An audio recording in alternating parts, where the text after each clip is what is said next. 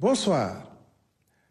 Le chef de l'État a présenté ses condoléances les plus attristées au ministre des Finances et du Budget suite au décès de M. Abdou Diouf, directeur général du budget.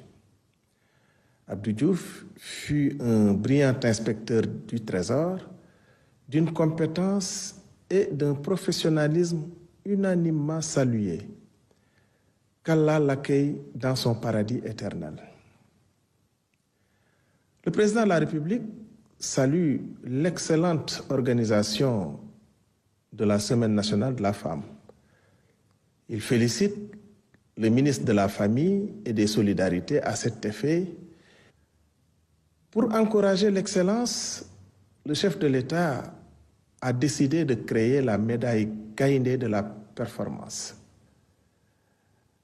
Cette distinction honorera les citoyens sénégalais ayant contribué de manière exceptionnelle au progrès et au rayonnement du Sénégal dans divers domaines tels que la santé, l'éducation, la technologie, la culture, l'économie, l'environnement. Elle sera décernée à titre normal ou exceptionnel selon les mérites. Le président de la République réaffirme son engagement pour une gouvernance transparente des ressources naturelles. Il demande aux ministres concernés de renforcer les actions de l'initiative pour la transparence dans les industries extractives et de veiller à la publication régulière des données économiques, des audits et des registres des bénéficiaires effectifs. Il insiste également sur la gestion optimale des impacts environnementaux et sociaux de l'exploitation minière et pétrolière. Dans le cadre de la vision Sénégal 2050, le chef de l'État demande une évaluation des zones économiques spéciales et des agropoles en termes d'investissement, d'emplois créés et de contribution à l'économie nationale. Il souligne la nécessité de mutualiser les moyens des agences en charge de l'industrialisation et de présenter une nouvelle stratégie d'industrialisation en Conseil des ministres.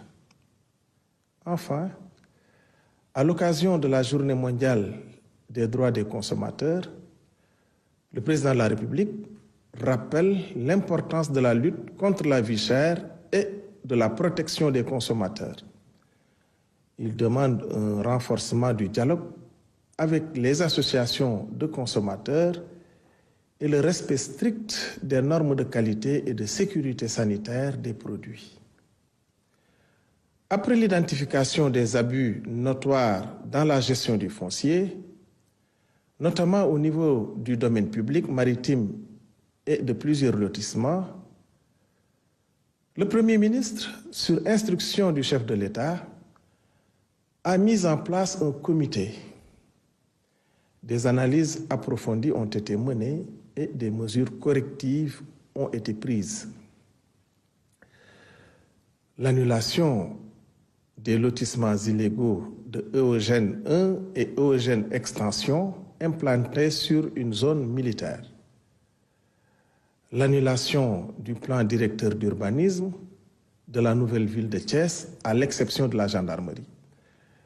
L'annulation des parties indisponibles au niveau du hangar des pèlerins, précisément les logements d'astreinte de l'ASECNA, du site en face de la direction générale de l'ANACIM et une dizaine de parcelles situées sur les titres privés. Suite aux réserves émises par l'ASECNA, l'ANACIM et l'armée de l'air. La délocalisation du projet de stade de Ouakam, initialement prévu sur le site de la Caisse des dépôts et consignations, vers le site de Eogène 1. Le rétablissement de l'intégrité de l'assiette foncière de 2,8 hectares du tribunal de Guédiawaye en annulant tous les baux. concédés. L'annulation de toutes les attributions sur la zone comprise entre la plage et la route des PUD de Guédiawaye et Malika. L'annulation des morcellements autour de la station d'épuration de Guédiawaye. La suspension des attributions de parcelles à Ndiébène Gandiol à Saint-Louis en attendant l'élaboration d'un plan d'aménagement concerté.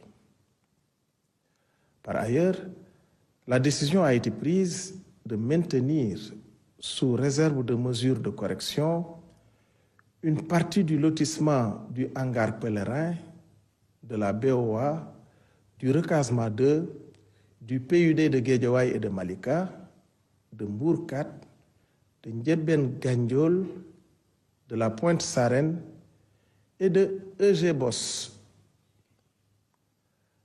Pour garantir la transparence, un processus de vérification des attributions a été mis en place au DGESCOS pour les titulaires d'une seule parcelle et au niveau de la primature pour les personnes attributaires de plusieurs parcelles. À la date du 10 mars 2025, la situation des mainlevés varie entre 10% à Mbour 4 et 39% à BOA, pour des taux de dépôt variant entre 39% à BOA et 81% au hangar pèlerin.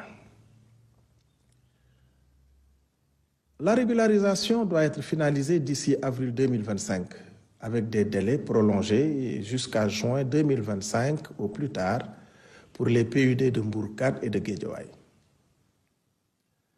Le Premier ministre a insisté sur la nécessité de renforcer la supervision et la reddition des comptes des entités du secteur parapublic qui gèrent des budgets importants. Les ministres de tutelle sont invités à veiller à ce que ces entités respectent les délais de présentation de leur rapport de gestion et état financier au plus tard 6 mois après la clôture de chaque exercice, soit en fin juin 2025.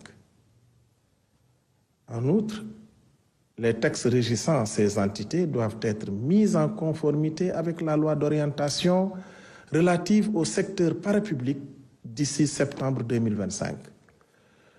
Un projet de décret sur les statuts types sera bientôt soumis au Conseil des ministres. Enfin, un plan d'action sera proposé au chef de l'État pour renforcer les capacités des cadres dirigeants et des administrateurs afin d'améliorer la gouvernance du secteur parapublic. Je vous remercie de votre attention et vous souhaite une excellente soirée.